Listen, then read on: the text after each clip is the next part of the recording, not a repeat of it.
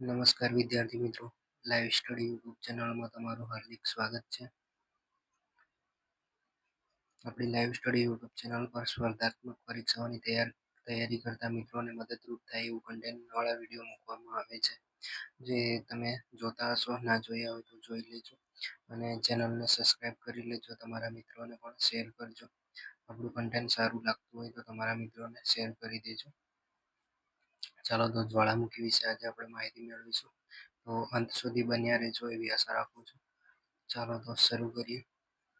જ્વાળામુખી વિશે ખાલી જ્વાળામુખી નામ તો સાંભળ્યું હશે અને જ્વાળામુખી વિશે પણ તમને અમુક મિત્રોને ખબર હશે. તો જ્વાળામુખી પ્રસ્ફોટન એ પૃથ્વી સપાટી પર બનતી એક આકસ્મિક અને અસાધારણ ઘટના છે. જ્વાળામુખીને આપણે સુરક્ષા વાલ તરીકે પણ ઓળખીએ છીએ. એના વિશે આપણે પાછળ જોઈએ.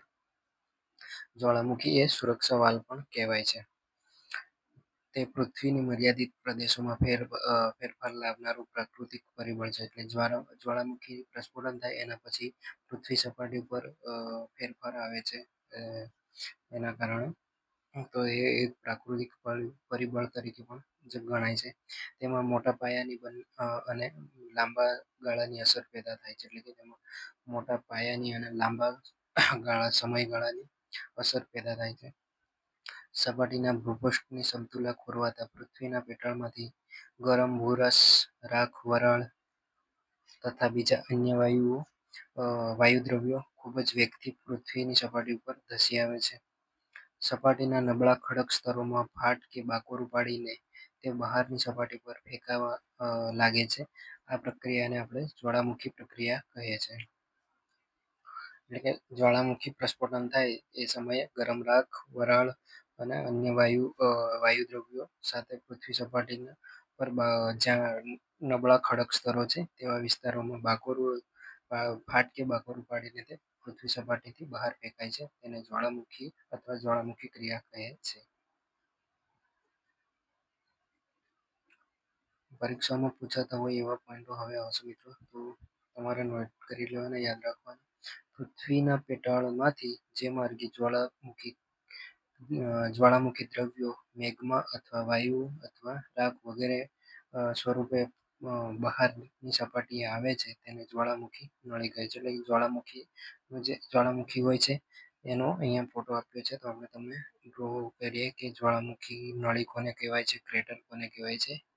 તો જે પૃથ્વીના પેટાળમાંથી આ છે પૃથ્વીની સપાટી અને નીચે આવશે આપણો જે મેગ્મા ચેમ્બર. તો અહીંયાથી આ મેગ્મા બહાર નીકળશે, તો જે નળી મારફતે નીકળે છે એને જ્વાળામુખી નળી કહે છે.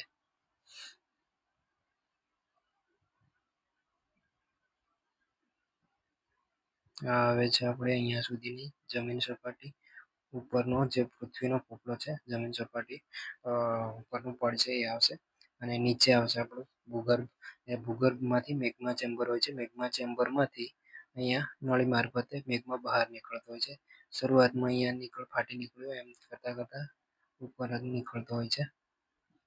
જ્વાળામુખી નળી આવશે જે ઊભી છે અને જમીન સપાટી પર અસ્તિત્વમાં આવેલું ગળણી આકારનું બાકોરું કે જ્યાંથી જ્વાળામુખી નળી દ્વારા પેટાળના દ્રવ્યો બહારની સપાટીએ ફેંકાય છે તેને જ્વાળામુખ કહે છે. આ ભાગ છે જેને આપણે જ્વાળામુખ તરીકે ઓળખાવીશું.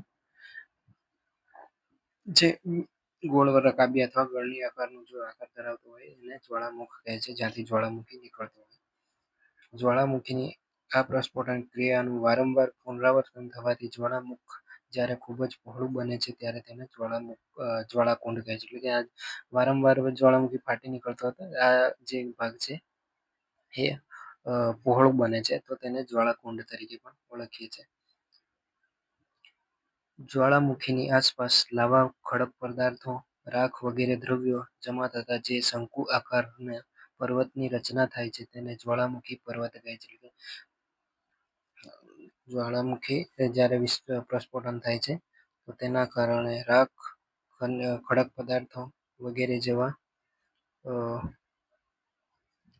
અહીંયા ઢગલો બનતો હોય છે, શંકુ આકારે ઢગલો બને છે, તેને આપણે જ્વાળામુખ પર્વત તરીકે ઓળખીએ છીએ. એક શંકુ આકારે એમ પથરાતા હોય છે. રાખ, ખડક પદાર્થો, ખડક ટુકડાઓ વગેરે અહીંયા પથરાતા હોય અને ઠંડો પડે ઠરી જાય એના પછી આપણે જ્વાળામુખ પર્વત તરીકે ઓળખીએ છીએ.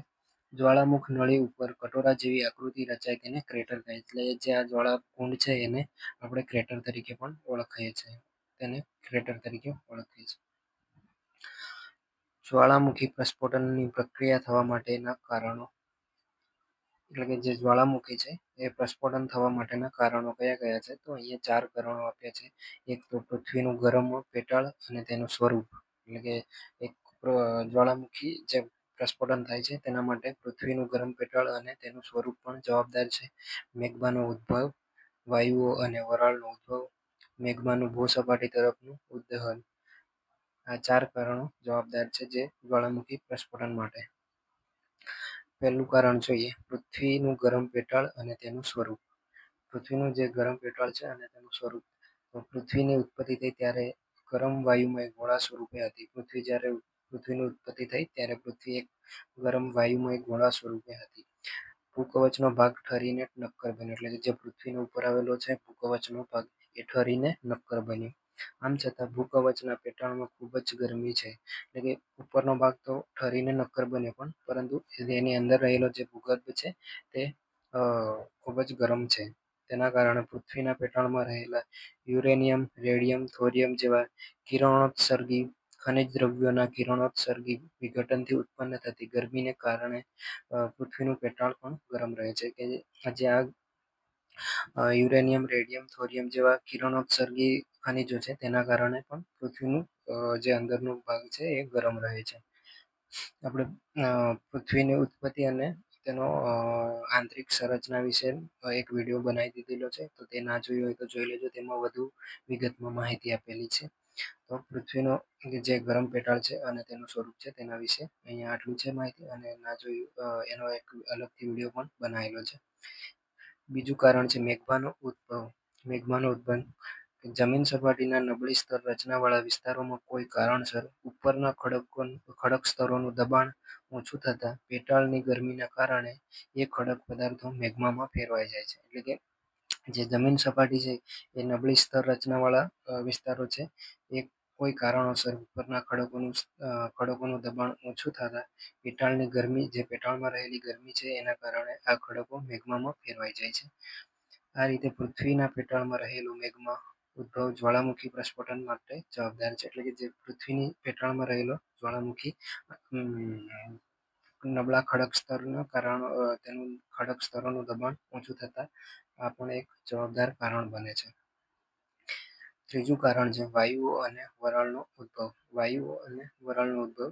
તો મેગ્માનું કદ વિસ્તરણ થવાને કારણે તેમાં રહેલી ગરમીને લીધે વિવિધ વાયુઓ ઉત્પન્ન થાય છે. એટલે કે જે મેગ્માના કદનું વિસ્તરણ થવાના કારણે એમાં રહેલી ગરમીને લીધે વિવિધ વાયુઓ ઉત્પન્ન થાય છે.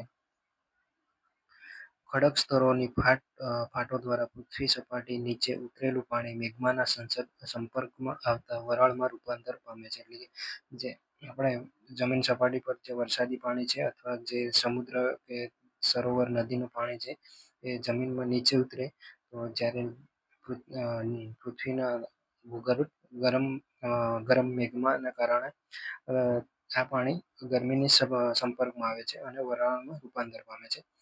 વરાળમાં રૂપાંતર પામ્યા પછી ઉપરાંત સાગરો, મહાસાગરોના પાણી પેટાળમાં જતા તેમાંથી વરાળ ઉદ્ભવે છે, જે પ્રસ્ફોટન સમયે પૃથ્વી સપાટી પર ધસી આવે છે. આ વરાળને વાયુઓ જે પૃથ્વીની અંદર રહેલા ગરમ લાલચોળ ગરમ મેગ્માને કારણે વાયુઓ ઉત્પન્ન થાય છે અને જે પાણી ભૂગર્ભમાં ઉતરે છે એ પણ વરાળમાં ફેરવાય છે. જે જ્વાળામુખી વિસ્ફોટ થાય એ સમયે પૃથ્વી સપાટી પર ધસી આવે છે. એ સિવાય ચોથું કારણ છે મેગ્માનું ભૂસપાટી તરફનું ઉદ્વહન. પાણી કરતાં વરાળ 1300 ગણી વધુ જગ્યા રોકે છે. એટલે પાણી કરતાં વરાળ સૌથી વધુ જગ્યા રોકે છે. જેમ કે આપણે પ્રેશર કુકરમાં જોઈએ કે ઉપરનું ઢાંકણ બંધ હોય તો અંદર વરાળ ઘેરાતા સિસોટી વાગે છે. એ રીતે આપણે જ્વાળામુખી પણ પ્રસ્ફોટન થાય છે એ સમયે એવું બને છે. પેટાળમાં રહેલી આ વરાળને પૂરતી જગ્યા અને મોકળાશ ન મળતા તે ખૂબ જ વેગથી બહાર નીકળવાનો પ્રયત્ન કરે છે. એટલે કે પાણી પૃથ્વી સપાટીની અંદર ઉતરે જમીનમાં.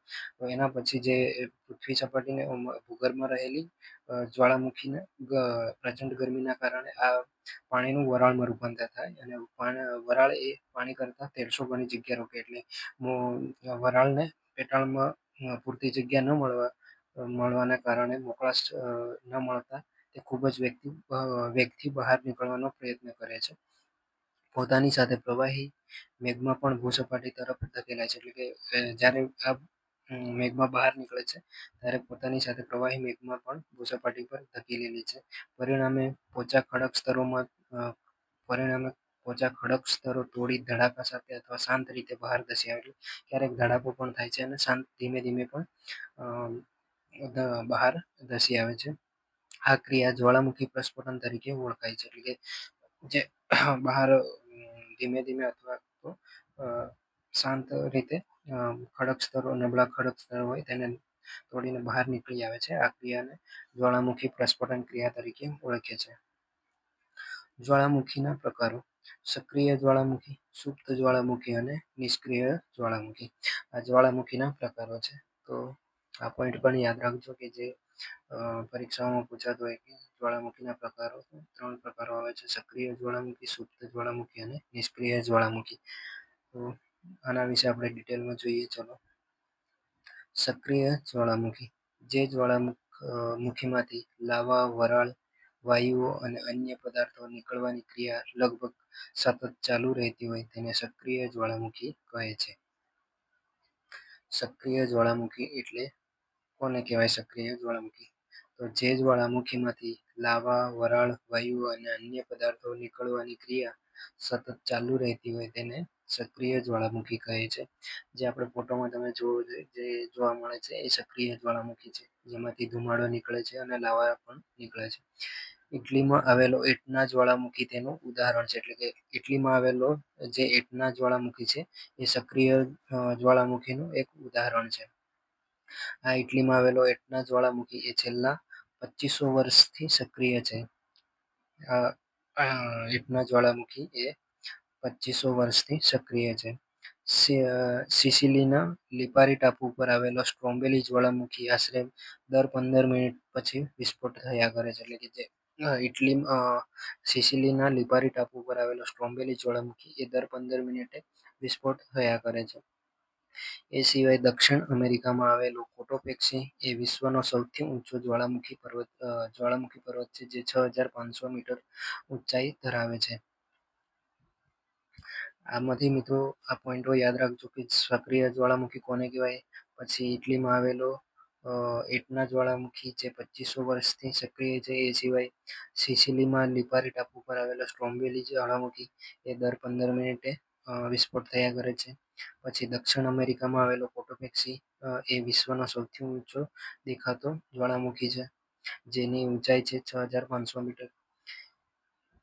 એ સિવાય સ્ટ્રોમ્બોલી જ્વાળામુખી છે, જે સિસિલીના લિપારી ટાપુ પર આવેલો એ ભૂમધ્ય સમુદ્રની દીવાદાંડી તરીકે પણ ઓળખાય છે. એટલે કે સ્ટ્રોમ્બોલી ભૂમધ્ય સમુદ્રની દીવાદાંડી કહેવાય છે, કારણ કે તેમાંથી નીકળતા સળગતા વાયુઓનો પ્રકાશ દૂર દૂર સુધી ફેલાય છે. એટલે કે જે સક્રિય જ્વાળામુખી છે તેથી તેમાંથી જે સળગતા વાયુઓ બહાર નીકળે છે તેનો પ્રકાશ દૂર દૂર સુધી દેખાય છે. ભારતમાં આવેલો જે સક્રિય જ્વાળામુખી તો એ અંદામાન દ્વીપ સમૂહ છે. તેમાં આવેલો બેરન ટાપુ સમયાંતરે સક્રિય બને છે, તેથી તે સક્રિય જ્વાળામુખી કહેવાય છે. એટલે ભારતમાં જે અંદામાન દ્વીપ સમૂહ છે ત્યાં આવેલો બેરન ટાપુ છે એ સક્રિય જ્વાળામુખીનું એક ઉદાહરણ છે. મિત્રો, ચેનલને સબસ્ક્રાઈબ ના કર્યું હોય તો સબસ્ક્રાઈબ કરી લેજો. તમને જ આ પેજ આપણું મદદરૂપ થશે. આપણી યુટ્યુબ ચેનલ તો સબસ્ક્રાઈબ કરી લેજો પ્લીઝ અને સપોર્ટ કરો ચેનલને. વારંવાર કેવું બી સારું નહીં લાગતું એટલે હું એકથી બે વાર જ કહું છું વિડીયોમાં.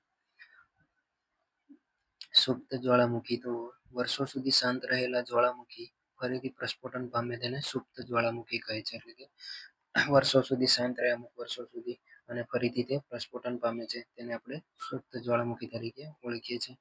ઇટલીનો વિસુવિયસ તેનું ઉત્તમ ઉદાહરણ છે. એટલે કે સુપ્ત જ્વાળામુખીનું ઇટલીમાં આવેલો વિસુવિયસ જ્વાળામુખી છે તે એક એનું ઉત્તમ ઉદાહરણ છે. આ વિસુવિયસ જ્વાળામુખી જે ઘણા વર્ષો સુધી સુપ્ત અવસ્થામાં રહ્યો અને 1931માં તે ફરીથી પ્રસ્ફોટન પામ્યો હતો, એટલે કે ફરી ફાટી નીકળ્યો હતો. એના પછી ફરીથી એ સુપ્ત અવસ્થામાં છે. ઇન્ડોનેશિયાનો કાકાટોઆ, ચીલીમાં આવેલો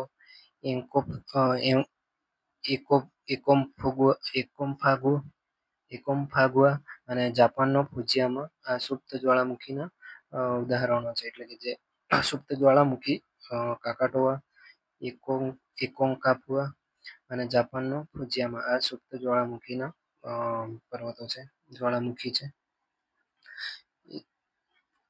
અને ત્રીજો પ્રકાર છે નિષ્ક્રિય જ્વાળામુખી. જ્વાળામુખ નિષ્ક્રિય બની જાય, એટલે કે જે જ્વાળામુખી નિષ્ક્રિય બની જાય એટલે શાંત પડી જાય, પછીથી તેમાં પાણી ભરાઈ જાય, સરોવર બની ગયું હોય, ભવિષ્યમાં વિસ્ફોટ થવાના કોઈ લક્ષણો ન જણાતા હોય તેવા જ્વાળામુખીને નિષ્ક્રિય જ્વાળામુખી કહે છે. એટલે કે નિષ્ક્રિય જ્વાળામુખી એકદમ શાંત થઈ ગયું, મતલબ એકદમ શાંત, એટલે કે પછી તેમાં પાણી ભરાઈ જાય, એટલે કે શાંત નિષ્ક્રિય બની જાય અને તેમાં પાણી ભરાઈ જાય, સરોવર બની જાય, ભવિષ્યમાં કોઈ વિસ્ફોટ થવાના કોઈ જ લક્ષણો ના જણાતા હોય તેવા જ્વાળામુખીને નિષ્ક્રિય જ્વાળામુખી કહે છે. આફ્રિકામાં આવેલો કિલીમાંજારો, મ્યાનમારમાં આવેલો પોપા અને ઈરાનનો કોહ સુલતાન અને બંગાળની ખાડીમાં અંદામાનમાં આવેલો નારકોંડમ નિષ્ક્રિય જ્વાળામુખી છે. એટલે કે નિષ્ક્રિય જ્વાળામુખી કિલીમાંજારો, પોપા, કોહ સુલતાન અને નારકોંડમ આ નિષ્ક્રિય જ્વાળામુખી છે. હવે આવશે મિત્રો જ્વાળામુખીથી થતી વિનાશાત્મક અસરો. એટલે કે જ્વાળામુખીથી શું શું નુકસાન થાય છે, તેની વિનાશાત્મક અસરો શું છે તો જોઈએ. મહાસાગરોના તળભાગમાં થતા જ્વાળામુખી પ્રસ્ફોટનના કારણે સુનામી આવે છે. એટલે જે મહાસાગરો, મોટા મોટા સમુદ્રો છે, મહાસાગરો, તેના તળભાગમાં જ્વાળામુખી પ્રસ્ફોટન થાય છે, તેના કારણે સુનામી આવે છે. આ સુનામી બહુ જ સમુદ્રમાં ખૂબ જ મોટા મોજા ઉત્પન્ન કરે છે. આ મોજા સમુદ્ર કિનારાના નજીકના ક્ષેત્રોમાં ભારે વિનાશ સર્જે છે. 1993માં ફાટેલા કાકાટોઆ જ્વાળામુખીના કારણે ઉત્પન્ન થયેલા જે કાકાટોઆ 1993માં ફાટ્યો હતો તેના કારણે ઉત્પન્ન થયેલા સુનામીના કારણે આ જે મોજાઓ છે એ જાવા, સુમાત્રાના કિનારાના પ્રદેશોમાં ભારે નુકસાન અને કિનારાના કેટલાક પ્રદેશો પાણીમાં ડૂબી ગયા હતા. એટલે કે જે 1993માં કાકાટોઆ જ્વાળામુખીનો વિસ્ફોટ થયો હતો તેના કારણે સુનામી આવી હતી અને સુમાત્રા અને જાવાના દરિયા કિનારા વિસ્તારમાં ભારે નુકસાન થયું હતું અને કેટલાક વિસ્તારો પાણીમાં ડૂબી પણ ગયા હતા. એ સિવાય બીજી વિનાશાત્મક અસર છે જ્વાળામુખીમાંથી નીકળતા ગરમ વાયુઓ, ગરમ રાખ અને ગરમ લાવારસ તેના ક્ષેત્રમાં ચારે બાજુ વિનાશ સર્જે છે. જ્વાળામુખી જ્યારે વિસ્ફોટ થાય છે તેના કારણે જે ગરમ રાખ, ગરમ લાવારસ અને ગરમ વાયુઓ જ્યાં જ્વાળામુખી ફાટી નીકળ્યું હોય એને ચારે દિશાઓમાં ખૂબ જ વિનાશ કરે છે. ઇટલીનો વિસુવિયસ ફાટવાથી ગરમ રાખ અને વાયુના કારણે અત્યાર સુધીમાં અનેક માણસો મૃત્યુ પામ્યા છે. જે ઇટલીમાં વિસુવિયસ જ્વાળામુખી ફાટ્યું તેના કારણે કેટલાક લોકો મૃત્યુ પામ્યા છે. જ્વાળામુખીમાંથી ક્યારેક નીકળતા હાઇડ્રોજન, કાર્બન ડાયોક્સાઇડ અને સલ્ફર ડાયોક્સાઇડ જેવા ઝેરી વાયુઓ વાતાવરણને પ્રદૂષિત કરે છે. એટલે કે જે જ્વાળામુખીમાંથી નીકળતા હાઇડ્રોજન, કાર્બન ડાયોક્સાઇડ અને સલ્ફર ડાયોક્સાઇડ જેવા ઝેરી વાયુઓ વાતાવરણને પ્રદૂષિત કરે છે. સમુદ્રના તળિયે જ્વાળામુખીનું પ્રસ્ફોટન થાય તો તે ક્ષેત્રમાં આવેલા સમુદ્રી જીવો નાશ પામે છે. એટલે કે સમુદ્રના તળિયે જ્યારે જ્વાળામુખી પ્રસ્ફોટન પામે છે ત્યારે તેના તળિયા ક્ષેત્રમાં આવેલા સમુદ્રી જીવો છે એ સંપૂર્ણપણે નાશ પામતા હોય છે. જેથી સાગરીય પરિસ્થિતિમાં અસંતુલન પેદા થાય છે. એટલે કે સમુદ્રમાં જ્યારે જ્વાળામુખી પ્રસ્ફોટન પામતું હોય ત્યારે સમુદ્ર જીવોનો નાશ પામે છે અને સાગરીય પરિસ્થિતિ તંત્રનું અસંતુલન પેદા થાય છે. જ્વાળામુખીના તીવ્ર પ્રસ્ફોટનથી ભૂકંપ થાય છે. જ્યારે જ્વાળામુખી તીવ્ર સ્વરૂપે પ્રસ્ફોટન પામે એટલે કે ખૂબ જ ઝડપી પ્રસ્ફોટન થાય છે એવા સમયે ભૂકંપ પણ થાય છે. 1980માં અમેરિકાનો માઉન્ટ સેન્ટ હેલન્સ જ્વાળામુખી ફાટ્યો તે દિવસે દર કલાકે આશરે 40 ભૂકંપ થયા હતા. વિચાર કરો મિત્રો કે દર કલાકે 40 ભૂકંપ થયા હતા. એટલે કેવી પરિસ્થિતિ સર્જાઈ હશે. 1980માં આવેલો માઉન્ટ સેન્ટ હેલન્સ જ્વાળામુખી. માઉન્ટ સેન્ટ હેલન્સ જ્વાળામુખી જે અમેરિકાનો છે, ત્યારે એ પ્રસ્ફોટન પામ્યો. એ સમયે દર કલાકે 40 ભૂકંપ આવ્યા હતા. જ્વાળામુખી પ્રસ્ફોટનની કુદરતી આફત છેવટે માનવ સૃષ્ટિ અને વનસ્પતિ સૃષ્ટિને નુકસાન પહોંચાડે છે. એ તો સીધી સિમ્પલ વાત છે કે માનવ સૃષ્ટિ અને વનસ્પતિ સૃષ્ટિને, જીવસૃષ્ટિને પણ નુકસાન પહોંચાડે છે. જ્વાળામુખીથી વાતાવરણમાં પડતી રાખથી હવાઈ પરિવહન વ્યવસ્થા અવરોધરૂપ બને છે. એટલે કે જ્વાળામુખી કારણે જે રાખ અને વાયુઓ બહાર નીકળે છે, તો જે હવાઈ પરિવહન વ્યવસ્થા છે તેને પણ અવરોધરૂપ બને છે. હવે આવશે જ્વાળામુખીના સર્જનાત્મક અસરો.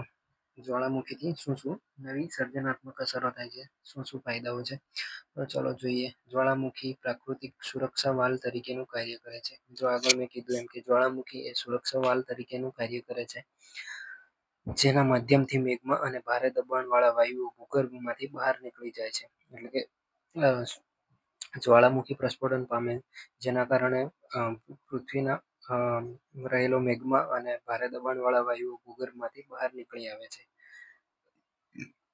જ્વાળામુખીની ક્રિયા પૃથ્વીની ઉત્પત્તિનો ઇતિહાસ તથા તેની સંરચના સમજવા માટે આપણને મદદ કરે છે. એટલે જ્યારે જ્વાળામુખી પ્રસ્ફોટન થાય છે એના પછી આપણે પૃથ્વીની ઉત્પત્તિ કેવી રીતના થઈ હતી તેનો ઇતિહાસ જાણવામાં પણ મદદરૂપ થાય છે. તેની કેવી રચના છે, સંરચના પૃથ્વીની કેવી છે, તેના વિશે જાણવા માટે પણ આપણને મદદરૂપ થાય છે.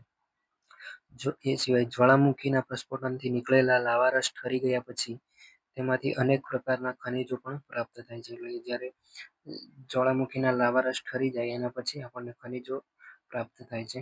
લાવારસથી અસ્તિત્વમાં આવેલા બેસલ્ટ અને ગ્રેનાઇટ જેવા આગ્નેય ખડકોનો ઉપયોગ મકાનના બાંધકામ માટે પણ થાય છે. એ સિવાય લાવાના ખડકો ધોવાણ પામ્યા પછી ફળદ્રુપ જમીનમાં રૂપાંતર થાય છે. એટલે કે જ્યારે લાવાના ખડકો ધોવાણ પામે એના પછી ફળદ્રુપ જમીનનું નિર્માણ કરે છે. આ જમીન કપાસ, શેરડી, તમાકુ, ઘઉં વગેરે પાક માટે ખૂબ જ ઉપયોગી બને છે. જ્વાળામુખીના પ્રસ્ફોટનથી નીકળતી રાખ તેના આસપાસના ક્ષેત્રોમાં પથરાય છે. એટલે જે જ્વાળામુખી પ્રસ્ફોટન થાય એના પછી જે એની રાખ છે, જે જ્વાળામુખી પ્રસ્ફોટન સમયે રાખ નીકળે એ આજુબાજુના ક્ષેત્રોમાં પથરાય છે. પરિણામે ખેતરો અને બગીચાઓ જમીન ફળદ્રુપ બને છે. એટલે કે પથરાય એના પછી જમીન પણ ફળદ્રુપ બને છે. ઇટલીમાં વેસુવિયસના પ્રસ્ફોટન પછી તેના ઢોળાવો પર પથરાયેલી રાખ થકી ફળદ્રુપ દ્વારા બનેલી જે જમીન છે તે દ્રાક્ષનું મહત્તમ ઉત્પાદન થાય છે. જે ઇટલીમાં વેસુવિયસ જ્વાળામુખી હતો એની આસપાસ જે ઢોળાવ પર પથરાયેલી રાખ ફળદ્રુપ જમીનનું નિર્માણ કર્યું અને એના પછી ત્યાં દ્રાક્ષનું મહત્તમ ઉત્પાદન થાય છે. જાપાનમાં હવાઈ ટાપુઓ અને આઇસલેન્ડમાં જ્વાળામુખીનો ઉપયોગ ભૂતાપીય ઉર્જા મેળવવા માટે થાય છે. એટલે કે જાપાન અને આઇસલેન્ડમાં ભૂતાપીય ઉર્જા મેળવવા માટે આ જ્વાળામુખીનો ઉપયોગ કરે છે. કેટલાક સુપ્ત જ્વાળામુખીઓની નજીકના વિસ્તારોમાં નૈસર્ગિક વાતાવરણનું નિર્માણ થાય છે. જે સુપ્ત જ્વાળામુખી છે તેની આસપાસના વિસ્તારોમાં નૈસર્ગિક વાતાવરણનું ઉત્પન્ન થાય છે, નિર્માણ થાય છે. એટલે પરિણામે ત્યાં પ્રવાસન સ્થળોનો વિકાસ થાય છે. એટલે જે વાતાવરણ સારું એવું બને છે, તો ત્યાં પ્રવાસનના સ્થળો બને છે. જાપાનના ઉચે જ્વાળામુખી પર્વતથી 50 કિલોમીટર દૂર માઉન્ટ એસની ગણના ઉત્તમ કક્ષાના પ્રવાસન સ્થળ તરીકે થાય છે.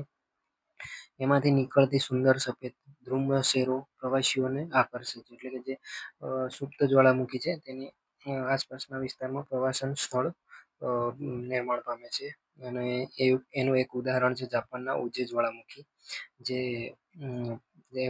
જ્વાળામુખી છે જેનાથી 50 કિલોમીટર દૂર માઉન્ટ એસોની ગણના ઉત્તમ કક્ષાના પ્રવાસન સ્થળ તરીકે થાય છે.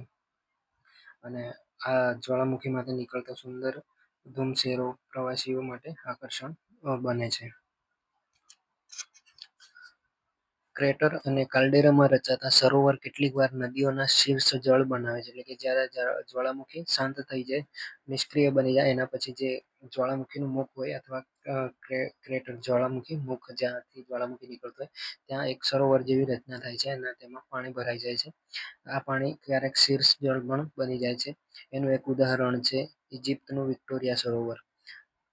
આ વિક્ટોરિયા સરોવરમાંથી નાઇલ નદી નીકળે છે, જે ઇજિપ્તની જીવાદોરી તરીકે ઓળખાય છે. જ્વાળામુખીના ક્રેટરમાં વરસાદી પાણી ભરાતા સુંદર જ્વાળામુખી સરોવર બને છે. જે જ્વાળામુખીનું ક્રેટર જે હોય છે તેમાં પાણી ભરાતા એક સરોવરનું નિર્માણ થાય છે. એમાં એનું ઉદાહરણ જોઈએ તો મહારાષ્ટ્રનું લોનાર અને ગુજરાતમાં આવેલું જે આપણે પાવાગઢ ઉપર આવેલું દુધિયું તળાવ એ જ્વાળામુખી જ્વાળામુખી સરોવરનું એક જ્વાળામુખી પર બનેલા સરોવરનું એક ઉત્તમ ઉદાહરણ તરીકે છે પાવાગઢનું દુધિયું તળાવ અને મહારાષ્ટ્રમાં આવેલું લોનાર સરોવર. જ્વાળામુખીના પ્રસ્ફોટનના કારણે ગરમ પાણીના ઝરા, ગરમ પાણીના કુંડ અને ગરમ પાણીના ફુવારા અસ્તિત્વમાં આવે છે. એટલે કે જે જ્વાળામુખી પ્રસ્ફોટન પામે છે એના પછી ગરમ પાણીના ઝરા, ગરમ પાણીના કુંડ અને ગરમ પાણીના ફુવારા અસ્તિત્વમાં આવે છે. આ ગરમ પાણીમાં ગંધક અંશોની માત્રા વધુ હોવાના કારણે તેમાં સ્નાન કરવાથી ત્વચાના રોગ, ચામડીના રોગો મટી જાય છે. એટલે જે ગરમ પાણીના ફુવારા હોય છે, ગરમ પાણીના કુંડ, તેમાં સૌથી વધુ ગંધકની માત્રા હોય છે. તેના કારણે ચામડીના રોગો મટે છે એમાં સ્નાન કરવાથી. ગુજરાતમાં આવેલ ગરમ પાણીના ઝરા માટે જાણીતું સ્થળ ઉનાઈ અને તુલસીશ્યામ. એ સિવાય આપણે પંચમહાલ જિલ્લામાં ટુવા અને ખેડા જિલ્લામાં આવેલું છે. આપણે કયું છે ખેડા જિલ્લામાં મને યાદ નહીં, ભૂલી ગયો છું મિત્રો. તમને ખબર હોય તો કોમેન્ટ કરજો. અહીં ત્વચાના દર્દીઓ માટે ખૂબ મોટી સંખ્યા આવે છે. એટલે કે જે ગરમ પાણીના ઝરા હોય છે, કુંડ હોય છે, ત્યાં તે ચામડીના દર્દીઓ છે તે સ્નાન કરવા માટે ખૂબ જ પ્રમાણમાં આવતા હોય છે. જ્વાળામુખી પ્રસ્ફોટનનું વિતરણ. જ્વાળામુખી પ્રદેશોનું પૃથ્વી સપાટીના નબળા ભૂપૃષ્ઠ વિસ્તારોમાં આવેલા છે. એટલે કે જ્વાળામુખી પ્રદેશોનું વિતરણ એટલે કઈ કઈ જગ્યાએ જ્વાળામુખીનું પ્રસ્ફોટન થાય છે તેનું વિતરણ કર્યું છે ત્રણ ભાગમાં. નવા ગેડવાળા પર્વતીય વિસ્તારોમાં પણ જ્વાળામુખી આવેલા છે. જગતના જ્વાળામુખી મુખ્યત્વે ત્રણ વિસ્તારોમાં આવેલા છે. વિશ્વના કો, જગતના કો. તો આ ત્રણ વિસ્તારોમાં આવેલા છે: પેસિફિક કિનારો પટ્ટો, મધ્ય ભૂખંડીય પટ્ટો અને એટલાન્ટિક મહાસાગર પટ્ટો. આ ત્રણ પટ્ટાઓ છે. એ પટ્ટાઓમાં સૌથી વધુ જ્વાળામુખી પ્રસ્ફોટનની ઘટનાઓ બનતી હોય છે. પેલો જોઈએ પેસિફિક કિનારાનો પટ્ટો. અહીં એકંદરે સૌથી વધુ સક્રિય જ્વાળામુખી જોવા મળે છે. એટલે કે જે પેસિફિક કિનારાનો પટ્ટો છે ત્યાં સૌથી વધુ સક્રિય જ્વાળામુખી જોવા મળે છે. કેટલાક વિદ્વાનો આ પટ્ટાને પેસિફિક રિંગ ઓફ ફાયર તરીકે ઓળખાવે છે. આ મિત્રો યાદ રાખજો, પેસિફિક રિંગ ઓફ ફાયર કોને કહે છે? તો પેસિફિક કિનારાનો પટ્ટો, જે સૌથી વધુ સક્રિય જ્વાળામુખી જોવા મળતા હોય છે. પેસિફિકના પૂર્વ કિનારે ઉત્તર અમેરિકાના રોકીઝ પર્વત શ્રેણીઓ અને દક્ષિણ અમેરિકાની એન્ડીઝ પર્વત શ્રેણીઓ તથા સામેના છેડે New Guinea, Solomon, New Zealand, Indonesia, Philippines, Japan તથા એસ્યુશિયન ટાપુઓનો સમાવેશ થાય છે. એટલે કે પેસિફિક કિનારા પટ્ટામાં આટલા વિસ્તારનો સમાવેશ થાય છે. જે ઉત્તર અમેરિકાની રોકીઝ પર્વત શ્રેણી આવી જાય છે, દક્ષિણ અમેરિકાની એન્ડીઝ પર્વત શ્રેણી અને સામેને છેડે New Guinea, Solomon, New Zealand, Indonesia, Philippines, Japan અને એસ્યુશિયન ટાપુઓનો સમાવેશ થાય છે. એન્ટાર્કટિકામાં આવેલો માઉન્ટ ઇરેબસ રોસ દ્વીપ નામનો જ્વાળામુખી આવેલો છે. વિશ્વનો સૌથી ઊંચો જ્વાળામુખી પર્વત દક્ષિણ અમેરિકાના ઇક્વાડોરના કોટોપેક્સી, જેની ઊંચાઈ છે આશરે 6500 મીટરથી વધુ. આ જ્વાળામુખી પર્વત પેસિફિક કિનારાના પટ્ટામાં જ આવેલો છે. આ સિવાય મેયોન ફિલિપાઇન્સનું, ફુજીયામા જાપાન, પોપોકેટીપેટલ મેક્સિકો વગેરે આ પટ્ટાના જાણીતા જ્વાળામુખી છે. એટલે કે જે પેસિફિક કિનારાના પટ્ટામાં આવેલા જ્વાળામુખી કે ફિલિપાઇન્સનો મેયોન આવશે અને જાપાનનો ફુજીયામા આવશે, મેક્સિકોનો પોપોકેટીપેટલ આવશે. જે આ પેસિફિક કિનારાના જાણીતા જ્વાળામુખી છે. મધ્ય ભૂખંડીય પટ્ટો. આ પટ્ટામાં યુરોપ યુરોપના દક્ષિણ આલ્પ્સ પર્વત શ્રેણી અને એશિયાની મધ્ય ભાગના પૂર્વ-પશ્ચિમ દિશામાં હિમાલય પર્વત શ્રેણી આ વિસ્તારમાં આવી જાય છે. આ પટ્ટો આઇસલેન્ડથી શરૂ થઈ સ્કોટલેન્ડ થઈને આફ્રિકાના કેમરૂન સુધી વિસ્તરેલો છે. એટલે કે આ જે મધ્ય ભૂખંડીય પટ્ટો છે એ આઇસલેન્ડથી શરૂ થઈને સ્કોટલેન્ડ થઈને આફ્રિકાના કેમરૂન વિસ્તાર સુધી વિસ્તરેલો છે.